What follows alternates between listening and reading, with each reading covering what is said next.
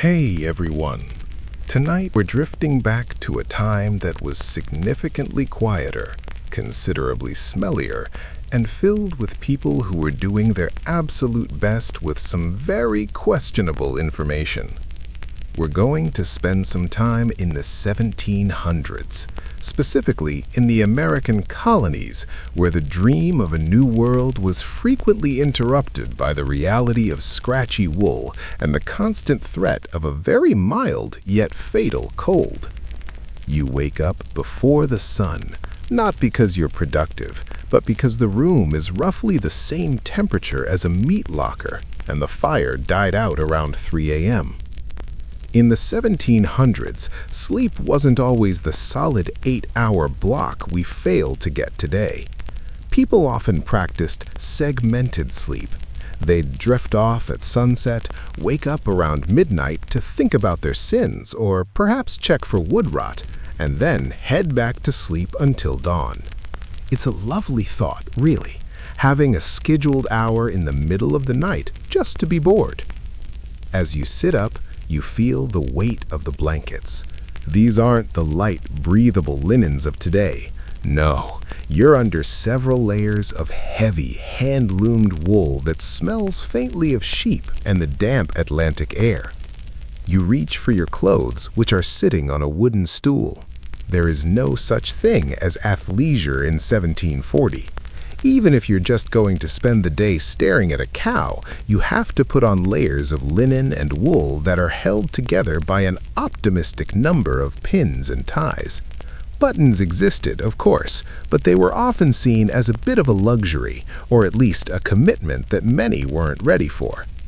You step onto the floorboards. They creak. Everything in the 1700s creaks. The house is alive with the sound of settling timber and the scuttling of small, uninvited guests in the thatch. You head toward the wash basin.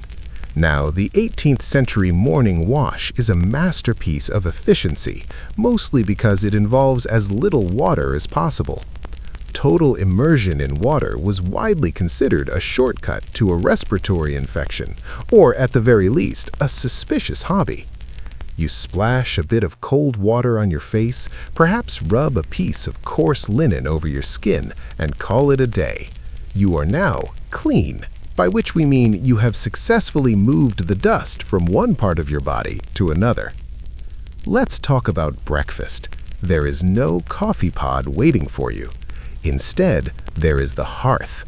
Everything in your life revolves around this pile of stones and the embers within them. You move the ashes, add some kindling, and wait. While the water heats up, you might have a bowl of pottage. This is essentially a grain-based mush that has been simmering in a pot for a duration of time that is best left uncalculated. It's warm, it's filling, and it tastes exactly like the concept of beige. Naturally, because the water in the local well is a gamble that most people aren't willing to take, you wash this down with a small beer or a bit of cider. Yes, breakfast at 6 a.m. with a side of alcohol. It was a time of great industriousness, clearly fueled by a permanent low-grade buzz. It helped take the edge off the fact that your shoes don't have a left or a right foot. They're just two identical leather pouches that you have to break in until your feet simply give up and change shape. As the sun fully rises, you step outside. The air in a colonial town is an interesting bouquet. It's a mix of wood smoke, salt air, and the very honest scent of livestock living just a few feet from your front door. You see your neighbor, Mr. Higgins. He is wearing a tricorn hat. In the 1700s, the tricorn was the height of fashion, despite being an objectively ridiculous piece of headwear. Its primary function, besides looking stately, was to act as a series of gutters for the rain. When it poured, the water would collect in the brim and then pour off the corners, usually directly onto your shoulders. It was a masterpiece of bad design, but everyone wore them because, well, the king did, and he was currently the most powerful man in the world, despite being a man who thought his own doctors were trying to turn him into a clock. You decide to walk toward the town center. You aren't in a hurry. Nobody is in a hurry in 1740. If you wanted to send a message to someone in the next town, you'd give a piece of paper to a man on a horse and hope that both the man and the horse survived the trip. If they didn't, you just never found out. There's a certain peace in that, a total lack of instant anything. As you walk, you notice the local elite, the gentlemen. You can tell who they are because they look significantly uncomfortable than everyone else. They are wearing silk stockings in a climate that is currently 40 degrees and muddy. They have powdered wigs. Now, the wig is a fascinating cultural artifact. It was originally popularized to hide the effects of certain social diseases, but by the mid-1700s, it had become a mandatory status symbol. These wigs were made of horsehair or goat hair, and they were set with a paste made of flour and lard. This made the wigs look very white and very stiff, and it also turned the wearer's head into a mobile feast for every rodent in the tri-state area. Imagine trying to have a serious conversation about the philosophy of John Locke while a squirrel is eyeing your scalp as a potential pantry. That was the reality of high society. They look magnificent from a distance, provided you didn't have a sense of smell. You pass the local apothecary. The window features a lovely display of dried herbs, some very dusty glass jars, and perhaps a few leeches swimming in a bowl. Medicine in the 1700s was less of a science and more of a creative hobby. If you had a headache, the prevailing wisdom was that you had too much blood, and the obvious solution was to remove some of it. It's a bit like fixing a computer by throwing it down a flight of stairs. Occasionally, the shock might actually do something, but mostly you're just making the situation worse. The apothecary is currently recommending a tincture of crushed beetles for someone's gout, because, of course he is. If a treatment didn't involve something being crushed, boiled, or drained, was it even medicine? The patient looks skeptical, but in a polite 18th century way. They'll take the beetle juice, go home, and probably feel better simply because the human body is remarkably resilient and would rather heal itself than endure a second dose of crushed insect. By midday, the town is bustling. This means there are approximately 12 people in the square and a very confused pig. You stop at the tavern, which is the heart of the community. It's where you hear the news. And the news is usually 6 months old and concerns a royal wedding in Europe that has already resulted in a royal divorce or a small war. The conversation turns to the royals across the sea. Even here in the colonies, people are obsessed with the drama of the House of Hanover. They talk about King George II. George is a man who loves 3 things: opera, military parades, and shouting at his son. His court is a swirling vortex of petty grievances.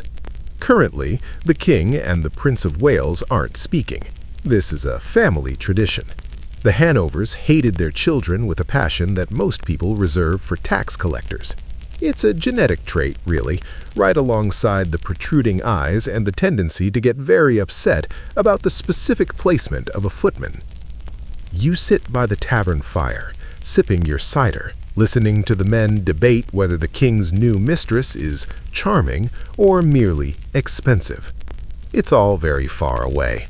The scandals of Versailles and St. James's Palace feel like fairy tales told in a dark room. You look at your own hands, rough, calloused, and stained with the work of the morning. You've spent the last 3 hours repairing a fence. The king has spent the last 3 hours deciding which of his 5 gold clocks is ticking most majestically. There's a strange comfort in the contrast. The royals are living lives of gilded misery governed by etiquette so strict that they can't even eat a piece of fruit without a committee meeting. Meanwhile, you're sitting in a drafty tavern in Massachusetts, free to scratch your own head without causing a constitutional crisis. As the afternoon wanes, the light turns a deep honeyed gold. This is the golden hour, though in the 1700s, it's mostly just the time before we all go blind from candlelight. You head back home. The walk is peaceful. The woods are thick and dark, stretching out toward a frontier that feels infinite. There's a sense that the world is very big and you are very small, which is a much better ratio than the one we have now. Back at your house, the evening meal is simple. More bread, perhaps some dried meat, and, if it's a special occasion, a vegetable that hasn't been boiled into total submission. You eat by the light of a single tallow candle. Tallow is made from animal fat, which means that as it burns, your house smells like a very slow-motion barbecue. It flickers and spits, casting long, dancing shadows against the whitewashed walls. You spend the evening doing quiet work. Perhaps you're mending a shirt. Perhaps you're just staring at the fire. There is no background noise, no hum of a refrigerator, no distant sound of tires on asphalt. Just the wind in the chimney and the occasional pop of a log. It's a heavy kind of silence. It forces you to be alone with your thoughts, which, considering the lack of entertainment, usually drift toward wondering if you'll survive the winter or if that weird mole on your arm is the humors acting up again. Eventually, you climb back into your bed. The wool blankets are still there, waiting. You blow out the candle, and the darkness is absolute. In the 1700s, dark meant you couldn't see your own hand in front of your face. You lie there, listening to the world breathe. You think about the king in his palace, surrounded by silk and enemies. You think about the apothecary and his jars of beetles. And you think about tomorrow, which will be exactly like today, only perhaps with a slightly different creak in the floorboards. It was a slow life, a repetitive life, a life where the highlight of your week might be the arrival of a new shipment of salt. But as you drift off, you realize that for all its discomforts, there's something enviable about a world where the biggest drama is a drafty window, and the only thing you have to sync is your own breath with the rhythm of the night. Sleep now. Part 2 is coming, where we'll leave the quiet colonies and head across the ocean to visit a palace where things are, well, they're significantly more complicated. But for now, just let the 18th century silence settle over you. So, we've left the quiet, wood-smoke-scented air of the American colonies. We're crossing the Atlantic now, moving through the fog and the spray toward the glittering, albeit slightly dysfunctional, courts of Europe. Specifically, we're heading to Great Britain to meet the Hanovers. If the American colonies were defined by a quiet struggle against nature, the British throne in the 1700s was defined by a loud, expensive struggle against one's own family members.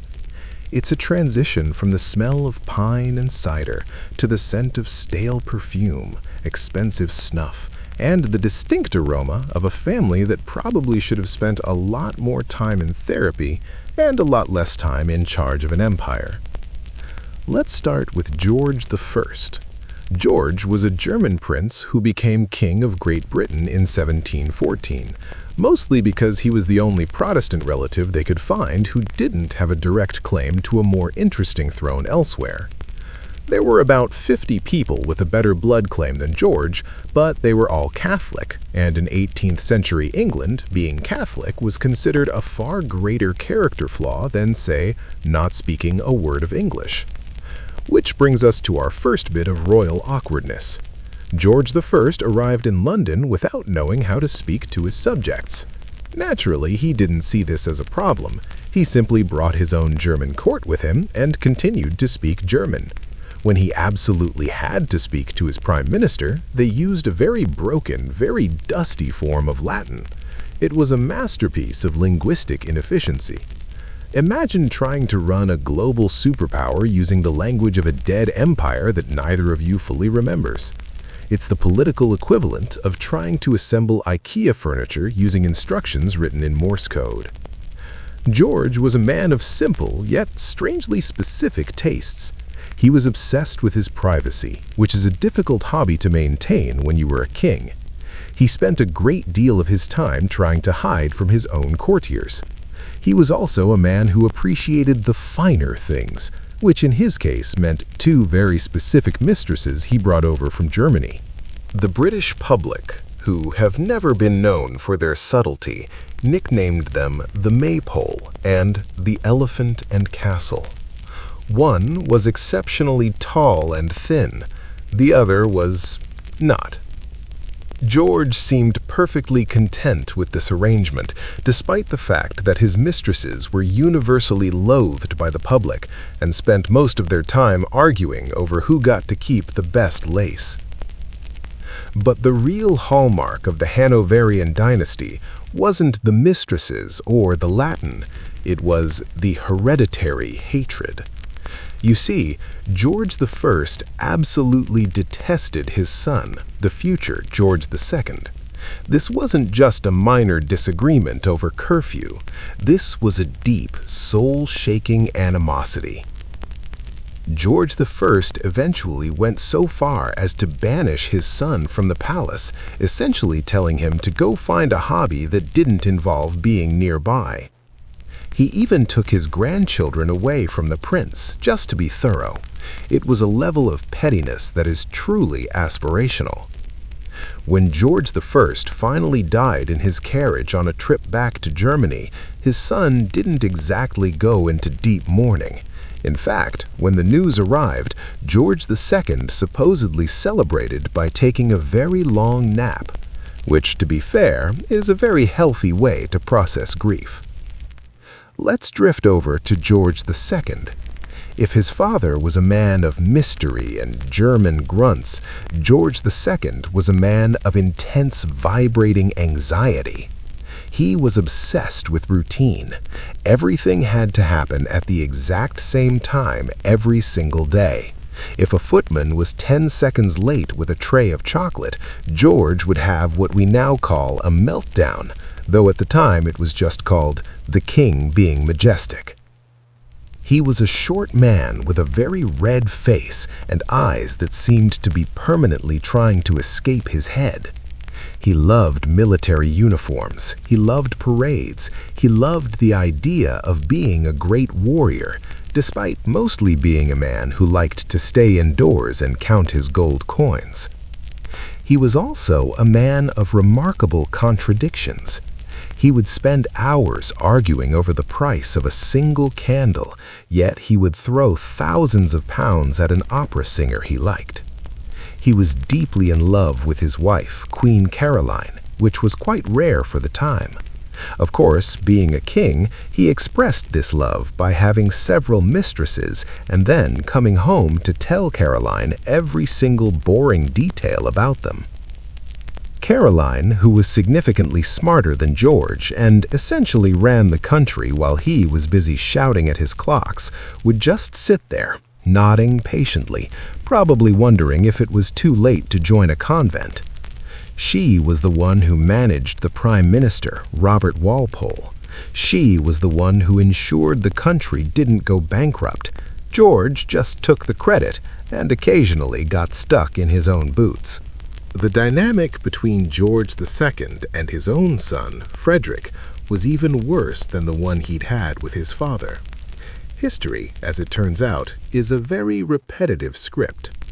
George II referred to his son as a monster and a nuisance. He once said of Frederick, "My dear firstborn is the greatest ass and the greatest liar and the greatest canaille and the greatest beast in the whole world, and I most heartily wish he was out of it." That is not a quote from a villain in a Shakespeare play. That is a father talking about his son over breakfast. Naturally, Frederick responded by setting up a rival court and spending all his time trying to make his father look ridiculous, which wasn't particularly difficult. One of the most famous incidents of this family feud involved the birth of Frederick's first child. Frederick's wife, Augusta, went into labor at Hampton Court, where the king and queen were staying. Frederick, determined that his child should not be born under his father's roof, bundled his screaming, laboring wife into a carriage in the middle of the night. They bounced over 10 miles of cobbled roads to St. James's Palace, which was mostly empty and unheated. They arrived without sheets, without towels, and without a midwife. The child was eventually born on a tablecloth. George II was so furious about this theatrical delivery that he banished Frederick from the court for years. It was a birth that doubled as a high-stakes escape room. As you lie there, listening to the soft tick of the clock in your own room, imagine the sheer exhaustion of being a Hanoverian. Imagine the energy it takes to hate your parents that much while also wearing a wig that weighs 5 pounds. George II's court was a place of endless, suffocating etiquette. There were rules for how you approached the king, how you backed out of the room, and how you had to stand perfectly still while he talked about his favorite type of gravel. The king had a particular habit of kicking his hat. When he was angry, which was often, he would take off his hat, throw it on the floor, and kick it around the room like a very disgruntled toddler. It was his signature move. If you saw the hat flying, you knew it was time to leave. But beneath all the hat-kicking and the family feuds, there was a strange, sickly fragility to the line. The Hanovers, like many royal families, were a bit too fond of their own cousins. They were constantly marrying into the same small pool of German principalities. The result was a family tree that looked less like a tree and more like a very complicated knot. This genetic repetition led to a variety of eccentricities. There were the protruding eyes, the digestive issues, and the legendary Hanoverian temper. There was also the constant shadow of the madness, which would eventually claim George III, but we'll get to him later. He's a whole different level of historical complication. For now, let's just stay with George II in his later years. He had become a creature of pure habit. He walked the same path in the garden every day. He ate the same meals. He had become, in many ways, a human clock. He was obsessed with the idea of his own legacy, despite being largely overshadowed by his much more competent wife and his much more annoying son. His end was, in true Hanoverian fashion, both sudden and slightly undignified. He died in 1760, at the age of 76. He didn't die in battle or while signing a great treaty. He died on the toilet. Specifically, he suffered a ruptured aortic aneurysm while straining. It was a quiet, lonely end for a man who spent his life surrounded by noise and fury. The royal doctors, who were never far away, found him slumped on the floor. They tried all the usual 17th century tricks, smelling salts, probably a bit of bleeding just for good measure, but George was gone. And so the crown passed to his grandson, George III. But before we meet the man who would lose America, let's take a deep breath. Think about the absurdity of it all. The silk, the gold, the palaces, all held together by people who couldn't even manage a polite Sunday dinner. The world was changing outside the palace walls. Science was waking up. Industry was beginning to hum. But inside, the Hanovers were still kicking their hats and arguing over tablecloths. The lights in the palace are dimming now. The servants are snuffing out the candles. The long corridors of St. James are silent, save for the ghost of a German accent echoing off the stone. You are safe. You are far away from the hereditary hatred. You are just a listener, drifting on the tide of history. In the next part, we'll look at what happens when a royal family tries to be normal, and how that usually goes about as well as you'd expect.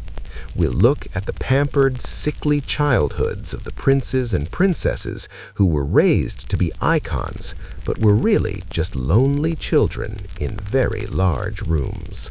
We've spent some time in the drafty taverns of the colonies and the shouting matches of the British court. Now, I want you to imagine moving through a set of heavy, velvet-draped doors into the quietest, most expansive, and perhaps most depressing wing of any 18th century palace, the royal nursery. In the modern world, we tend to think of royal children as the ultimate nepo babies, living lives of pure luxury. But in the 1700s, being a royal child was essentially a high-stakes endurance test. You were an insurance policy for the crown, a pawn in a diplomatic chess game, and, unfortunately for you, the primary patient for doctors who still thought bad air was the cause of all human suffering. Let's talk about the purity of the bloodlines. You see, the European monarchs had a very particular strategy for keeping power. They married their cousins, and then those cousins married other cousins. Naturally, they assumed this would consolidate their strength. Instead, it just consolidated their recessive traits. Before we return to the Hanovers, we have to look at the gold standard of genetic fiascos, the Spanish Habsburgs. By the time we reach the late 1600s and early 1700s, the Habsburg jaw wasn't just a family trait, it was a structural hazard. Take Charles II of Spain. He was nicknamed the Bewitched because that was a much kinder explanation than his parents were too closely related. Charles's family tree was less of a tree and more of a single, very confused vine. He had a jaw so prominent that he couldn't chew his food properly, and a tongue so large he could barely be understood. Naturally, the court's solution to his health problems wasn't to stop marrying cousins. No, they decided to exorcise him.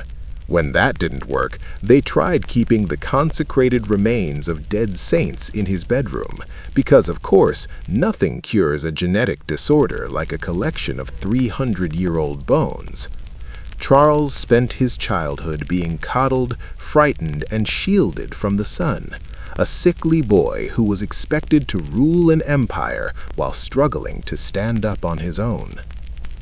But let's drift back to the British nurseries, which were slightly less bewitched, but arguably just as stifling. Imagine being a royal infant in 1720. Your life is governed by a document known as the Establishment. This isn't just a schedule, it's a terrifyingly detailed list of exactly how many servants you have, what they are allowed to touch, and how much beer they are allowed to drink in your presence. Yes, even the royal toddlers had a beer allowance for their staff. It was a very hydrated era. The upbringing of these children was a strange mix of extreme neglect and suffocating overprotection. On one hand, you might not see your parents for weeks at a time. George II, as we've discussed, was far too busy kicking his hat to worry about his children's bedtime stories. On the other hand, you were never, ever alone. We've spent some time in the drafty taverns of the colonies and the shouting matches of the British court. Now I want you to imagine moving through a set of heavy, velvet-draped doors into the quietest, most expansive, and perhaps most depressing wing of any 18th century palace, the royal nursery. In the modern world, we tend to think of royal children as the ultimate nepo babies, living lives of pure luxury. But in the 1700s, being a royal child was essentially a high-stakes endurance test. You were an insurance policy for the crown, a pawn in a diplomatic chess game, and, unfortunately for you, the primary patient for doctors who still thought bad air was the cause of all human suffering. Let's talk about the purity of the bloodlines. You see, the European monarchs had a very particular strategy for keeping power. They married their cousins, and then those cousins married other cousins. Naturally, they assumed this would consolidate their strength. Instead, it just consolidated their recessive traits. Before we return to the Hanovers, we have to look at the gold standard of genetic fiascos, the Spanish Habsburgs. By the time we reach the late 1600s and early 1700s, the Habsburg jaw wasn't just a family trait, it was a structural hazard. Take Charles II of Spain. He was nicknamed the Bewitched because that was a much kinder explanation than his parents were too closely related.